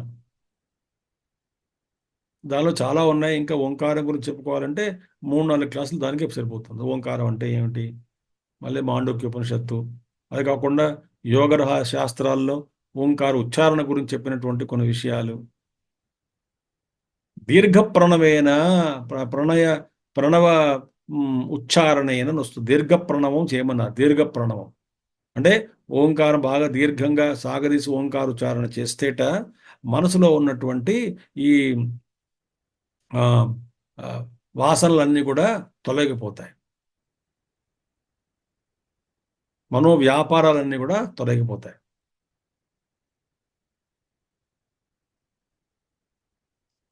ఇది పంచదశలో కూడా చెప్తారు విద్యారణ్య స్వామి వారు. ఇప్పుడు ఇంకా కొన్ని విషయాలు నేను చెప్పుకుందాం మనం. ఇప్పుడు అది అక్షరే లక్ష్యే ప్రవేశ కారణం ఓంకారం. శరం అంటే ఏ విధంగా అయితే ఆ బాణం లక్ష్యాన్ని చేరడానికి కారణం ధనుస్సో, అదేవిధంగా ఓంకారం అనేటువంటిది ఈ యొక్క జీవాత్మ ఆ బ్రహ్మతత్వంతో ఏకత్వాన్ని పొందడానికి ఓంకారం అనేటువంటిది ఒక కారణం అవుతుంది. అంటే సాధన సంబంధించినటువంటిది కారణమైంది. ప్రణవేణ అభ్యస్యమానేన సంస్క్రియమాణ తదాలంబన అప్రతిబంధేన అక్షరే అవతిష్టతే. అది ప్రణవేన అభ్యస్యమానేన అంటే అసలు ఈ ప్రణవేన అభ్యస్యమానేన అంటే ఓంకారాన్ని అభ్యసించడం. ఇక్కడ శంకరాచార్య వారు ప్రత్యేకించి ఓంకార ఉపాసన లేకపోతే ఓంకార విచారమా అన్నటువంటిది చెప్పలేదు ఆయన. ఓంకారాన్ని అభ్యసించండి అన్నారు. అంటే ఓంకార ఉచ్చారణ అంటే ఉపాసన. ఓంకార ఉపాసన గురించి చెప్తున్నారా లేదా ఓంకార విచారణ గురించి చెప్తున్నారా అన్నది ఆయన స్పష్టంగా చెప్పలేదు. చాలా చోట్ల ఆచార్యులు వారు మనకు వదిలేశారు, నిర్ణయాలు తీసుకోండి, మీరే తీసుకోండి అని. మరి ఇక ఓంకార ఉపాసన అని తీసుకోవాలా లేదా ఓంకార విచారం అని తీసుకోవాలా? దీనిలో చాలా మంది ఆచార్యుల మతభేదాలు ఉన్నాయి, అభిప్రాయ భేదాలు ఉన్నాయి. కొంతమంది ఏమంటారు, ఇక్కడ ఆలంబనం అనేటువంటిది పట్టుకొచ్చారు కాబట్టి, అది ఆలంబనం అంటే సపోర్ట్ కాబట్టి, విశ్వాసనం ఆలంబనం అన్నీ కాబట్టి మనం ఇక్కడ ఓంకార ఉపాసనగా ఓంకార ఓంకార అభ్యాసము అంటే ఓంకార ఉపాసన అని తీసుకోవాలి అని చెప్పారు. మొదటిది. కొంతమంది ఏమిటన్నారు, ఇక్కడ ఆలంబనం అనేటువంటిది ఆ, ఆలంబనం అనేటువంటిది దానికి ఆ విధంగా తీసుకోకుండా, ఆలంబనం అంటే కింద అధిష్టానము, సపోర్టు అని తీసుకోవాలి. కాబట్టి విచారమే ప్రధానం అని చెప్పి కొంతమంది ఆచార్యులు చెప్తారు. ఇప్పుడు అద్వైత ఆచార్యుల్లోనే కూడా ప్రతి విషయంలోనూ మతభేదాలు ఉన్నాయి. అద్వైతంలో మతభేదం లేదు. అద్వైత అనుభూతి లక్ష్యంలో ఎటువంటి మతభేదం లేదు. కానీ ఇప్పుడు ఇంక ఇతరత్ర ఉన్నటువంటి సిద్ధాంతాలలో ప్రతి సిద్ధాంతంలోనూ ఆచారుల యొక్క మతభేదాలు ఉన్నాయి. ఇదొక మోడలు, అదొక మోడల్ అంటుంటారు. ఇటువంటి సిద్ధాంతాలన్నీ కూడా అద్వైత ఆచార్యుల్లో అద్వైత ఆచార్యులు ప్రతిపాదించినటువంటి ప్రతి విషయంలోనూ అంశానికి సంబంధించినటువంటి అనేక రకాలైనటువంటి సిద్ధాంతాలన్నీ కూడా కూలంకుషంగా చదివి అర్థం చేసుకుంటే ఏమొస్తుంది అంటే, ఓహో, ఆ, ఒక మూర్ఖంగా వ్యాఖ్యానం ఇస్తున్నప్పుడు ఇదే అని అనుకోకుండా, దీనికి ఈ అద్వైత ఆచార్యుల్లోనే ఈ విధంగా కూడా ఇచ్చారన్నమాట అనేటువంటి విషయాన్ని తెలుసుకుంటే మనం ఎందులోనూ కూడా రాగద్వేషాలకు గురికాం. ఎందులో ఈ సిద్ధాంతాల పట్ల కానీ సాధన పట్ల కానీ అందులో రాగద్వేషాలు కలుగుతాయి మళ్ళీ.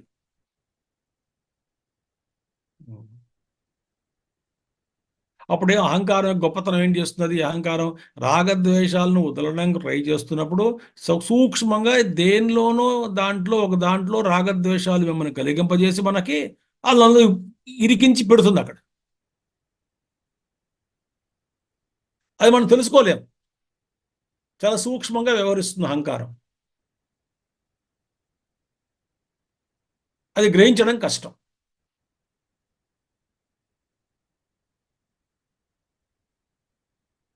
కాబట్టి ఇప్పుడు ఇక్కడ ఓంకార విచారం అనుకోవాలా మన క్లాసులో. ఇప్పుడు ఓంకార ఉపాసన తీసుకుందాం, విచారం తీసుకుందాం అంటే కొంతమంది ఉపాసన తీసుకుందామండి, ఇది కాదు, అలా కాదు కదా, రెండు కరెక్టే.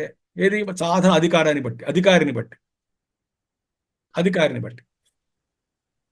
ఇప్పుడు ఓంకార ఉపాసన చేస్తేనే ఓంకార విచారణకి మనకి అధికారాన్ని సంపాదించుకోగలుగుతాం.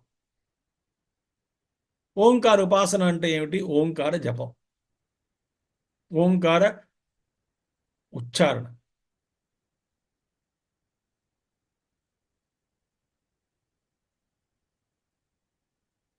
ఓంకార జపం, ఓంకార ఉచ్చారణ.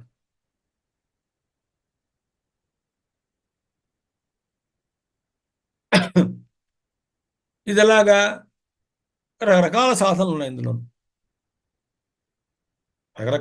రకరకాలుగా సాధనలు చేసుకోవచ్చు. ఇంకా మనకి యోగ శాస్త్రంలో ఏం చెప్తారు? ఆ ఊమాలో, ఆ ఉచ్చారణలో ఆ అన్నప్పుడు ఆ విధంగా చదువుతూ అకారం ఎక్కువగా బాగా సాగదీయడం వల్ల కొన్ని ఫలితాలు, ఉకారం కొంతమంది ఎక్కువగా సాగదీస్తారు. ఆ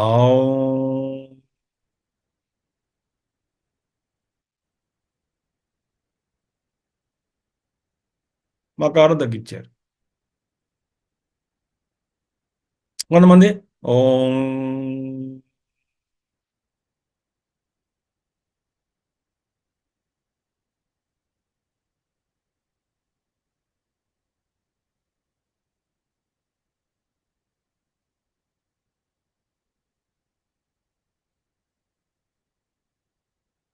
కొంతమంది అకార ఉకార మకారాలు ఒకటే విధంగా ఓం.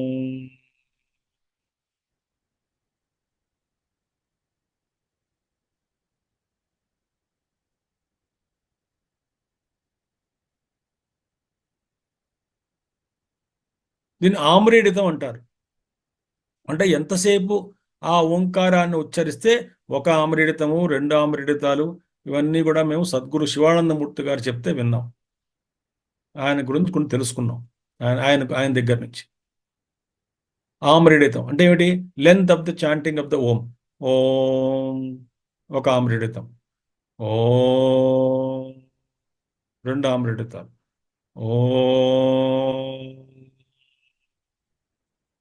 మూడు ఆమ్రీడితాలు. గురువు ఏం చేస్తాడు? మన సంస్కారాలు ఎలా ఉన్నాయి, అంటే మన మనసు ఎంత శుద్ధంగా ఉంది, మనలో ఉన్న లోపాలు ఏమిటి, మనకు ఉన్నటువంటి కర్మ యొక్క వాసనలు ఎలా ఉన్నాయి, రాగద్వేష మాత్రాలు ఏమిటి, మాత్రాలు అంటే పరిమాణాలు ఏమిటి, ఎంత పరిమాణంలో ఇవన్నీ మనలో ఉన్నాయి, మన పరిస్థితి మానసిక స్థితి ఎలా ఉంది, దాన్ని బట్టి ఓంకార ఉచ్చారణ ఒక కీ ఇస్తాడు ఆయన. నీకు ఈ విధంగా చేయను ఆయన, ఒక 6 నెలలు ఈ విధంగా చెయ్యి అంటాడు. చేసిన తర్వాత ఉచ్చారణ చేసుకో, కానీ కొంచెం మారుస్తాను, ఇప్పుడు ఈ విధంగా ఉచ్చారణ చేయి అంటాడు. అది గురువులు చెప్పాలి.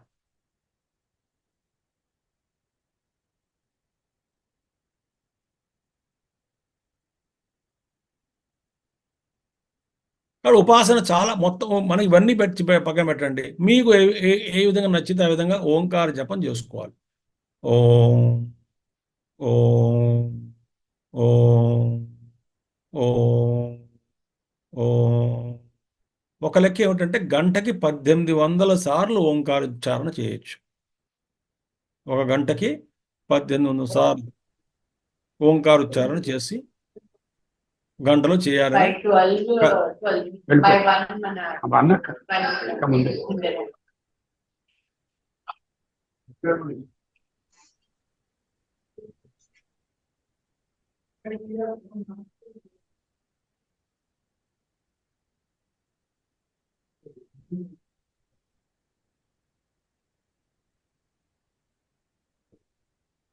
ఒక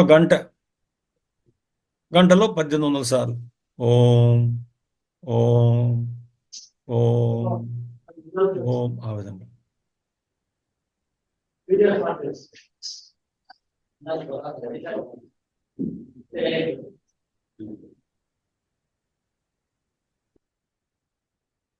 Can somebody put them all into mute?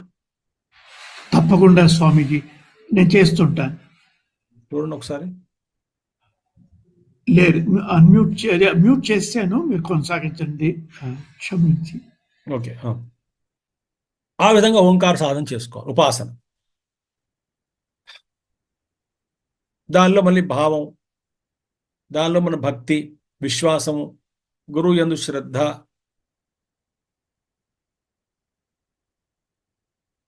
ఈ మనసులో ఉన్నటువంటి అన్నీ కూడా, ఈ వాసనలన్నీ కూడా పోతాయి. దీర్ఘ ప్రణోచ్చారణ చేయమన్నారు విద్యారణ్యుల వారు.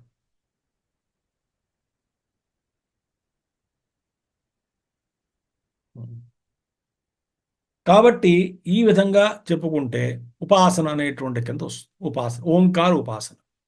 ఎవరికి? ఆనందగిరి వాళ్ళు ఏమంటారంటే, ఎవరికైతే ఈ యొక్క సామర్థ్యం లేదో, విచారణ సామర్థ్యం లేదో ఉపాసన చేయమన్నారు. ఇప్పుడు సామర్థ్యం గురించి మనల్ని మనం విశ్లేషించుకోవడము కష్టం, మరొకళ్ళు విశ్లేషించడం అంతకంటే కష్టం. కాబట్టి ఓంకార ఉపాసన చేసుకుంటూ పోతే, ఆ ఉపాసన బలం వల్ల అంతఃకరణ బాగా శుద్ధిగా జరిగితే, ఆ ఓంకార విచారణ అనేటువంటిది ఒకసారి అదేమిటో తెలిసిపోతుంది. మనకి ఆ ఓంకార విచారణ ఏంటి? ఆ ఊ మా, ఆ మీద జాగృత అవస్థ ఆరంభపడింది, ఊ మీద స్వప్నావస్థ, మీద అకార అమాత్రం అనేటువంటిది బ్రహ్మతత్వం తురియ స్థితి అని దాని ధ్యానం చేయగా చేయగా చేయగా చేయగా చేయగా కానీ చేయమన్నారు, కానీ ఆ ప్రక్రియ ఇవ్వలేదు ఉపనిషత్తుల్లో.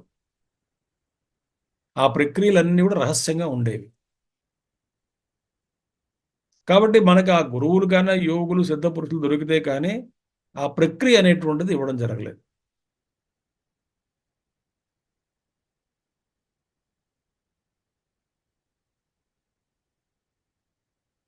అందుచేత ఇక్కడ అభ్యస్యమానేన,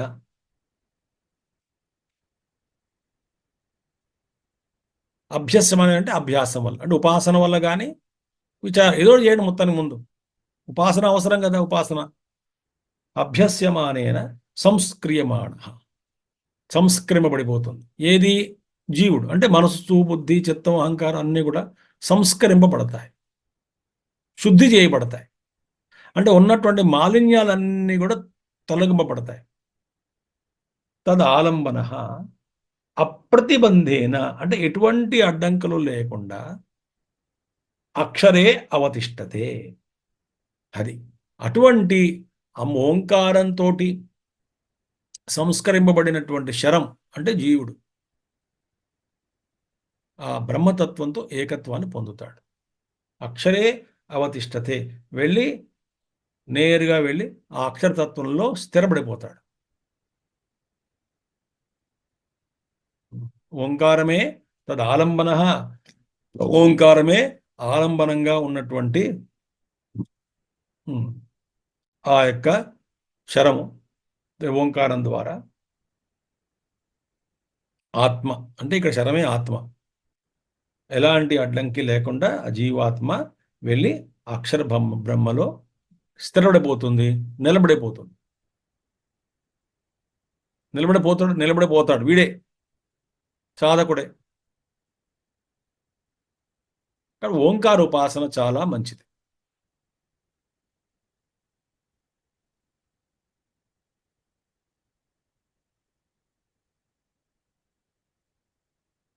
ఓకే, ఇంకా అవతిష్టతే యథా ధనుషా ఆస్తే ఇషు లక్ష్యే, ఏ విధంగా అయితే ధనస్సు కారణంగా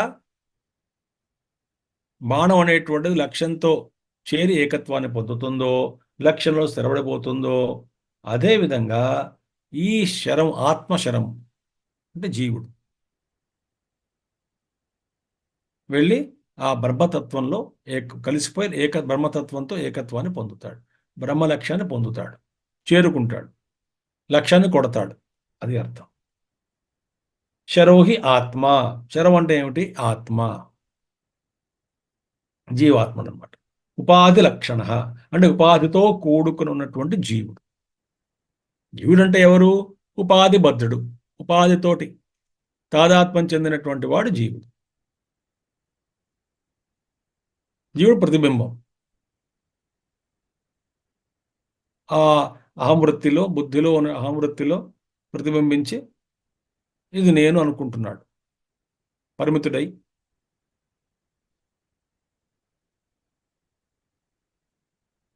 ఇంద్రియాలు, మనసు, బుద్ధి వీటితోటి తాదాత్మ్యం చెంది ఇదే నిజం అనుకుంటూ, తద్వారా ఈ శరీరం, ఆత్మ, మనసు, బుద్ధి సుఖాల కోసం ప్రపంచమే ఆధారంగా చేసుకుని అందులో నానా వ్యవస్థలు పడుతూ తిప్పలు పడుతూ సుఖాలు పొందడానికి ప్రయత్నం చేస్తూ ఈ సృష్టి అంతా కూడా చాలామంది వ్యక్తులు, మనుషులు ఉన్నారు కాబట్టి వాళ్ళతో పోల్చుకొని చూస్తూ, వాళ్ళతో పోల్చుకోవడం వల్ల రాగద్వేష, ఈర్ష్య ఇవన్నీ రావడం, రాగద్వేషాలు కలిగించుకోవడం, తద్వారా మనం కుంగిపోవడం, నాకు రాలేదు వాడికి వచ్చిందని. మళ్ళీ ఇవన్నీ కాకుండా మనం ఆ ఈశ్వరుడికే వి అట్రిబ్యూట్ మోటివ్స్ టు హిమ్. ఆయనతో అంటాం ఈశ్వరుడు నన్ను ప్రేమించడు, దేవుడు అనేటువంటి వాడు పక్షపాతి, దుర్మార్గులకి అన్ని ఇస్తున్నాడు, మంచి వాళ్ళకి కష్టాల, ఏం దేవుడు అండి దేవుడు అని మనం వాడిని సర్టిఫై చేసుకుంటూ దానికి మళ్ళీ కారణాలు వెతుకుతూ ఏటో ఈ జీవుడి కష్టాలు అర్థం ఆశ్చర్యంగా వస్తుంది. ఏం పాపం జాలి వస్తుంది, అంతకని ఇంకేర్లేదు. ఇలాగ సంసారంలో పడి కొట్టుకుంటున్నాం. ఈ జీవుడు ఆ ఉపాధి లక్షణ, వాడిని శుద్ధపరచాలి. ఎలాగా? ఓంకారంతో. ఓంకార ఉపాసన ద్వారా సంస్కరింపబడినటువంటి, శుద్ధం చేయబడినటువంటి ఈ జీవుడు స్వరూపత పరయేవ అంటే స్వరూపం, అసలు జీవస్వరూపం ఏమిటి? జీవో బ్రహ్మైవ నాపరః కదా. జీవో బ్రహ్మైవ నాపరః, బ్రహ్మ సత్యం జగన్మిథ్యా, జీవో బ్రహ్మైవ నాపరః.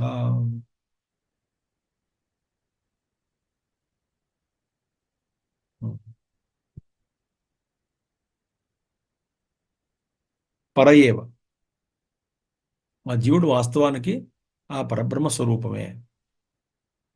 ఉపాధులన్నీ పోతే ఆ లోపల ఉన్నటువంటి తత్వం ఏదైతే ఉందో అది సర్వవ్యాపకమైనటువంటి తత్వం తెలుస్తుంది. గోడలు పడిపోవాలి. గోడలు ఉన్నంతకాలం ఈ బయట ఉన్నటువంటిది నేను లోపల వేరు వేరు అనుకుంటున్నాను.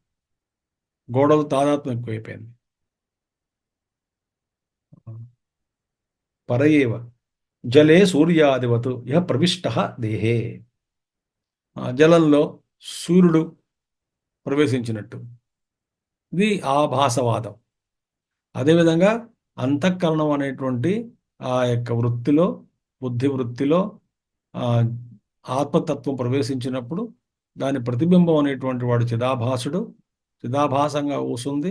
ఆభాసం అంటే రిఫ్లెక్షను, ఆ ప్రతిబింబము. చిత్ యొక్క ప్రతిబింబం చిదాభాసం ఎక్కడ ఏర్పడింది? ఆ ఆభాసం ఏర్పడడానికి ఏదో ఒక మాధ్యమం కావాలి కదా. ఆ మాధ్యమమే అద్దం కావాలి కదా. మనం నీడ మనం తెలుసుకోవాలంటే అద్దంలో. అదేవిధంగా ఆ కాన్షియస్నెస్, టోటల్ కాన్షియస్నెస్, సమష్టి చైతన్యం ఈ బుద్ధిలో ప్రవేశించింది. ఆ వృత్తి అనేటువంటిది ఒక మాధ్యమం. అందులో ఈ చైతన్యం అనేది రిఫ్లెక్ట్ అయి ఆభాసంగా వచ్చి చిదాభాసం ఏర్పడింది. వాడే జీవుడు. సో పర ఏవ జలే సూర్యాధిపతు. అదే ఎలా ప్రవేశించాడు? జలంలో, సూర్యుడు జలంలో ప్రవేశించినట్టు. అంటే సూర్యుడు జలంలో ప్రవేశించిన ఆకాశంలో ఉన్న సూర్యుల్లో ఎటువంటి మార్పు లేదు, తగ్గిపోలేదు, హెచ్చు అవ్వలేదు, అలాగే ఉన్నాడు. అలాగే ఉంటూ ఇక్కడ కిందనే మళ్ళీ జలంలో ప్రతిబింబిస్తూ ఆ ప్రతిబింబం నుంచి బయటకి వస్తున్నటువంటి మళ్ళీ కాంతి వేరు, వేడి వేరు, అన్నీ అందులో ఉన్నాయి. ఇవన్నీ కాంతి వేడి ధర్మాలు ఉన్నప్పటికీ కూడా ఆకాశంలో ఉన్న సూర్యుడికి వీటికి సంబంధం లేకుండా ఉంది. కానీ ఆకాశంలో ఉన్న సూర్యుడు లేకపోతే ఇవే లేవు. కాబట్టి సంబంధం ఉందా లేదా అంటే అది రిలేషన్లెస్ రిలేషన్షిప్ అంటారు పెద్దవాళ్ళు. ఆ విధంగా ఇహ ప్రవిష్ట దేహే సర్వబౌద్ధ ప్రత్యయ సాక్షితయా. ఎలా ఉన్నాడు? మనలో కలుగుతున్నటువంటి ఆ పరమాత్మ ప్రవేశించాడు, సాక్షిగా ఉన్నాడు. అన్ని బుద్ధి ప్రత్యయములు అంటే బుద్ధిలో కలుగుతున్నటువంటి ఆలోచనలు, బుద్ధి అంటే మనసు కూడాను, చిత్తము, అహంకారాన్ని, మనలో కలిగిన అన్ని భావాలు, థాట్స్కి సాక్షిగా ఉన్నటువంటి చైతన్యం అది, సాక్షి చైతన్యం.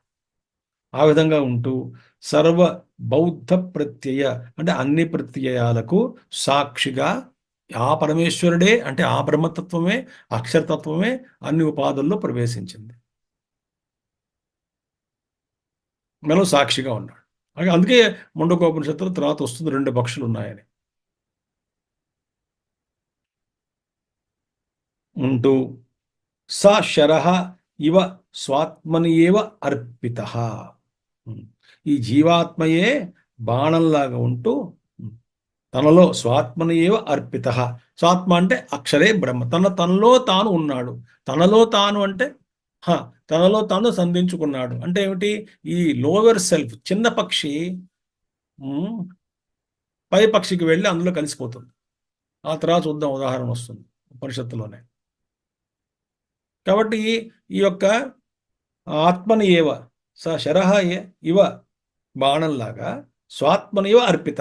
ఈ శరం ఏం చేస్తుంది? విత్డ్రా అయిపోయి ఈ జీవాత్మ అనేటువంటి వాడు కస్త్వం కోహం కుత ఆయాత అని ప్రశ్న వేసుకుంటూ, నేను కోహం, నా స్వరూపం ఏమిటి అని ప్రశ్నించుకుంటూ నా సోర్స్లోకి వెళ్ళిపోతాడు. అంటే అదే ఏమిటి? హృదయంలో ఉన్నటువంటి పరమాత్మ, బ్రహ్మతత్వం, అందులో లయమవుతాడు. అర్పిత అక్షరే బ్రహ్మణి. అది అంటే I merge in my own higher self అని అర్థం. మనకి ఏం చెప్తాం? చిన్న ఉదాహరణ చెప్తాను మీకు. మనకి ఉన్నతమైనటువంటి భావాలు, ఉత్కృష్టమైనటువంటి ఆశయాలు, అతి ఉత్తమమైనటువంటి వ్యవహారాలు ఉన్నాయనుకుందాం. అంటే ఒక వ్యక్తికి పూర్ణంగా ఇవన్నీ ఉన్నాయి.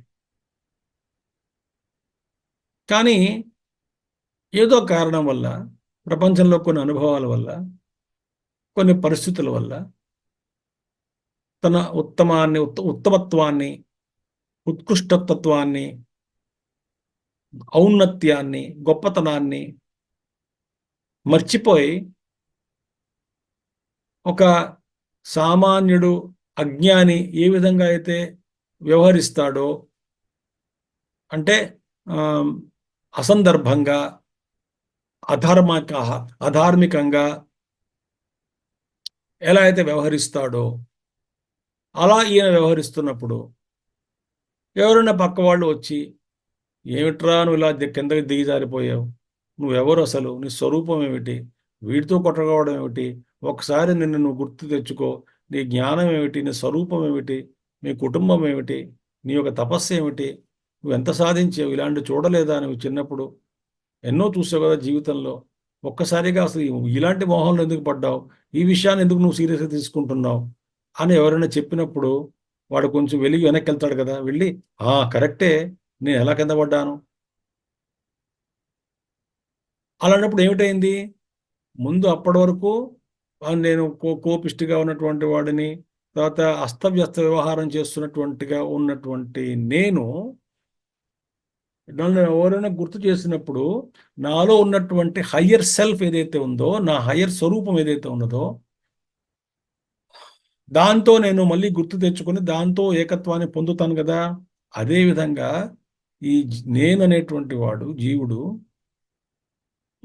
ఎందుకంటాం? ఎప్పుడైతే ఈ ఉపాధులతో తాదాత్మ్యం చెందేమో జీవుడయ్యాడు. ఆ జీవుడికి బోధ కలిగింది, తన అసలు స్వరూపంతో తాదాత్మ్యం పొందుతున్నాడు. తను ఎవరో తాను తెలుసుకుంటు, నేను ఇది కాదు సుమా, నేను అది అని తెలుసుకోవడం అనేటువంటిది. అది స్వాత్మనీయవ అర్పిత.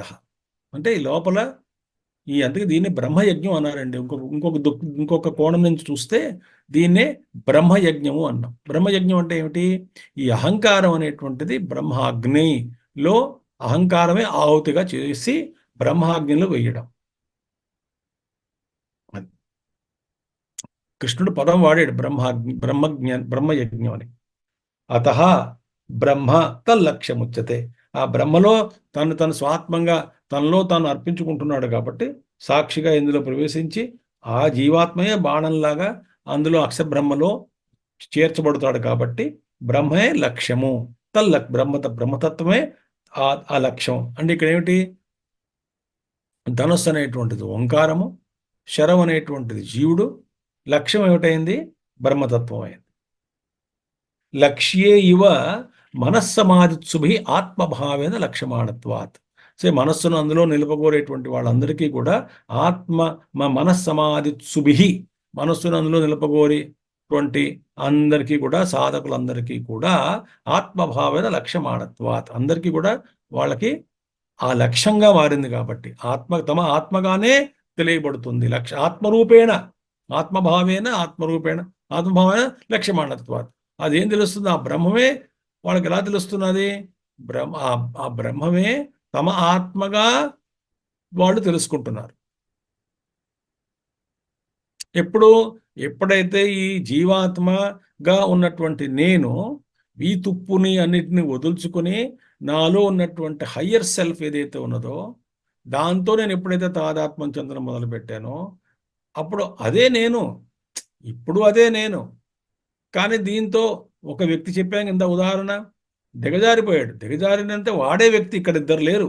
దిగజారిన వాడు, ఉత్తమంగా ఉన్నటువంటి వాడు, ఇది రెండు కాదు, వాడే.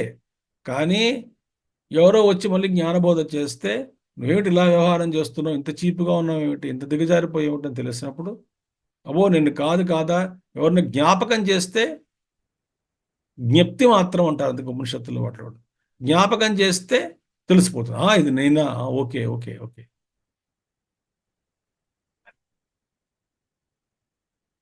లక్ష్యైవ మనస్సమాధిత్సుభి ఆత్మభావేన లక్ష్యమాణత్వాత్ తత్ర ఏవం సతి. ఇది ఈ విధంగా ఉండడం వల్ల అప్రమత్తంగా ఉండాలి. ఇవన్నీ కూడా పనిచేయాలంటే బీ కాన్షియస్, బీ అలర్ట్ అని అర్థం. Be aware, be alert. ఇది బాహ్య విషయ ఉపలబ్ధి తృష్ణ ప్రమాద వర్జితేన. ఈ బాహ్య విషయాలు పడిపోయి అదే ప్రమాదం. బాహ్య విషయాలు పొందాలి, విషయ వస్తువులు అనుభవించాలనేటువంటి కోరిక, అదే ప్రమాదం. ప్రమాదం అంటే ఏమిటి? మన తెలుగు ప్రమాదం యాక్సిడెంట్ అంటాం. ఈ ప్రమాదం అంటే త్రుటి తప్పడం, పడి కింద పడిపోవడం, నిర్లక్ష్యం లేకుండా. ప్రమాదం అంటే నిర్లక్ష్యం. అందుకే ప్రమాదోవై మృత్యు అని వస్తుంది మన సనస్సు జాతీయంలో. ప్రమాదోవై మృత్యురహం బ్రవీమి అంటాడు ఆయన. మృత్యు అంటే వేరే ఏది లేదు నాయన, ప్రమాదమే మృత్యువు. ఇంగ్లీష్లో ఏమంటాం? ఇన్అడ్వర్టెన్స్ అంటాం. ప్రమాదం అంటే ఏమిటంటే సాధకుడికి చేసిన తప్పే మళ్ళీ మళ్ళీ అలవాటుగా చేయడం, అది ప్రమాదం. అది అలవాటు అయిపోతుంది. ఆ ప్రమాదం నుంచి మనం బయటపడాలి అంటే చాలా కష్టం కూడాను. మాటి మాటికి అదే అలవాటు, తాగుడు కానీ, స్మోకింగ్ కానీ, ఇతరత్ర వ్యసనాలు కానీ, అదే కోపం ఒకటి, అది మాటి మాటికి ప్రమాదం. ఏంటి కోపం? ఆ కోపం బయటికి రాలేకపోతున్నాను. అదే మాట, నేను నేను నేను కోపం తెచ్చుకొని అంటాడు, కానీ ఆ మరుక్షణమే కోపంలో వచ్చేస్తుంది. వాడు ఎలర్ట్గా ఉండలేడు పాపం. ఈ కోపం వాడిని కప్పేసి కింద పడేసి కుమ్మేసి బయటకు వస్తుంది అది. కాబట్టి బాహ్య విషయ ఉపలబ్ధి తృష్ణ, ఈ విషయ వస్తువులు పొందాలనేటువంటి దాహం ఏదైతే తృష్ణ దాహం ఉంది కదా, ఆ దాహమే ప్రమాదం. అదే మన కింద పడేయడానికి దోహదం చేస్తుంది. అలాంటి దాహం అనేటువంటి కోరిక అనే నిర్లక్ష్యం లేకుండా సర్వత విరక్తేన, పూర్ణంగా విరక్త భావంతో, జితేంద్రియేణ, ఇంద్రియాలన్నింటినీ కూడా అంటే దమ సాధనలతో ఇంద్రియాలన్నీ కూడా వశంలో పెట్టుకుని, ఏకాగ్రచిత్తేన, ఎప్పుడైతే ఇంద్రియాల వశంలోకి వచ్చాయో మనసు కూడా స్థిరపడిపోతుంది. అప్పుడు ఏకాగ్ర చిత్తంతో వేద్ధవ్యం బ్రహ్మలక్ష్యం, అలాంటి కాన్సన్ట్రేషన్గా వేద్ధవ్యం. అప్పుడు ఆ బ్రహ్మము అనేటువంటి లక్ష్యాన్ని వేధించాలి, అంటే కొట్టాలి, అంటే చేరుకోవాలి అని అర్థం. తతః, తర్వాత తద్వేధనాత్ ఊర్ధ్వం శరవత్తన్మయో భవేత్. వేధించిన తర్వాత ఆ బాణంలాగా దాంతో ఒకటైపో, అది ఒకటైపో అయిపోవాలి అన్నాడు. అలా భావన ఉండాలి. బాణంలో దాని అందే తన్మయుడై ఉండాలి, అంటే అందులో ఉండాలి, అంటే దాంతో ఏకత్వాన్ని పొందాలి. యథా శరస్య లక్ష్య ఏకాత్మకత్వం ఫలం భవతి. ఈ ఫలం ఏమిటి? శరము ఆ లక్ష్యంతో ఏకత్వం పొందడమే అనేటువంటి ఫలితం ఏ విధంగా అదే ఉందో, తథా దేహాది ఆత్మ ప్రత్యయ తిరస్కరణేన, దేహము నేనేమో ఆత్మ, నేను జీవాత్మ, నా దేహము ఇది మనసు, నా ప్రాణము, నా ఆలోచనలు, నా వృత్తులు అనేటువంటి ప్రత్యయములు, అంటే రకరకాల ఆలోచనలు, తిరస్కరణేన అంటే మనం ఈ ఆలోచనలు, నేను మూర్ఖుణ్ణి, పనికిరాను, నేనేమో సామాన్యుణ్ణి, లేకపోతే నేను ఇది అది కాకుండా, నేను ఇది కాదు, నేను బ్రహ్మస్వరూపం నాదని చెప్పి ఈ ఇతర చింతనలు, ఆలోచనలన్నింటినీ కూడా తిరస్కరించి, ఆ తిరస్కరించటం ద్వారా తథా దేహ ఆది ఆత్మ ప్రత్యయ తిరస్కరణేన అక్షర ఏకాత్మకత్వం ఫలం ఆపాదయేతి త్యర్థః. ఆ అక్షర ఏకాత్మకత్వం, అక్షరతత్వంతో ఏకత్వాన్ని పొందడం అనేటువంటి ఫలితాన్ని మనం పొందింపజేయాలి, పొందింపజేయాలి. మనమే కలిగించుకోవాలి ఆ సాధన. నేను మీకు కలిగించలేను, మీరు నాకు కలిగించలేరు. గురువు కూడా ఏం చేయలేడు. గురువు మార్గదర్శనాన్ని చూపిస్తాడు, సాధనలు పక్కన ఉంటాడు, తప్పులు చెప్తూ ఉంటాడు, చేయబట్టుకుంటాడు, తొయ్యడు, ఒక్కొక్క అడుగు వెయ్యమంటాడు.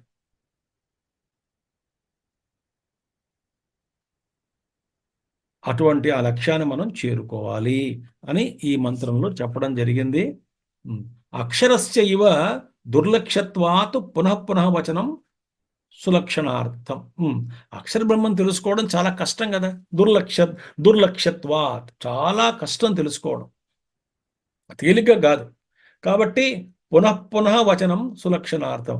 అదే విషయాన్ని మళ్ళీ మళ్ళీ ఉపనిషత్తు వేరే వేరే మాటలతోటి, వేరే వేరే ఉదాహరణలతోటి, వేరే వేరే కోణాల నుంచి చెప్పుకుంటూ వస్తుంది. పోనీ ఈ కోణం నుంచి అర్థం అవ్వలేదా, ఈ కోణం నుంచి చూడు, ఈ కోణం నుంచి అర్థం కాలేదా, ఈ కోణం నుంచి చూడు అని పాపం ఉపనిషత్తు శృతి మాత మనందరికి కూడా ప్రేమతోటి చెప్తూ వస్తుందని కూడా. ఎవడికో ఏదో ఒక కోణమో, ఒక ఉదాహరణమో క్లిక్ అవుతుంది, అబ్బా అంటాడు, అంతే, నాకు అర్థమైంది అంటాడు. ఏమిటో 2 గంటల నుంచి చెప్తున్నాను, ఇప్పుడే అర్థమైందా అంటే, లేదండి, ఇప్పటిదాకా మీరు ఇచ్చిన ఉదాహరణలన్నీ చచ్చు ఉదాహరణలు, నాకు మిగతా వాళ్ళకి మంచిగా ఉండొచ్చేమో, కానీ నావన్నీ కూడా చెత్త ఉదాహరణలు మీరు ఇచ్చారు. ఈ ఉదాహరణ ఇచ్చారు ఇప్పుడు నాకు అర్థమైంది, మొత్తం కాన్సెప్ట్తో అర్థమైపోయిందండి అంటాడు. అది ఉపనిషత్తు మాత చేసేటువంటి పని. కాబట్టి సులభంగా చెప్పడానికి, ఇంకా సులభంగా చేయడానికి పాపం తల్లి ప్రయత్నం చేస్తున్నది. అది ఏమిటది? 5వ మంత్రం రేపు మనం చూసుకుందాం, ప్రారంభం చేద్దాం. ఓం పూర్ణమద పూర్ణమిదం పూర్ణాత్ పూర్ణముదచ్యతే పూర్ణస్య పూర్ణమాదాయ పూర్ణమేవావశిష్యతే. ఓం శాంతి శాంతి శాంతి. हरि ओम श्री गुरुभ्यो नमः। हरि ओम सद्गुरुनाथ महाराज की जय। Thank you.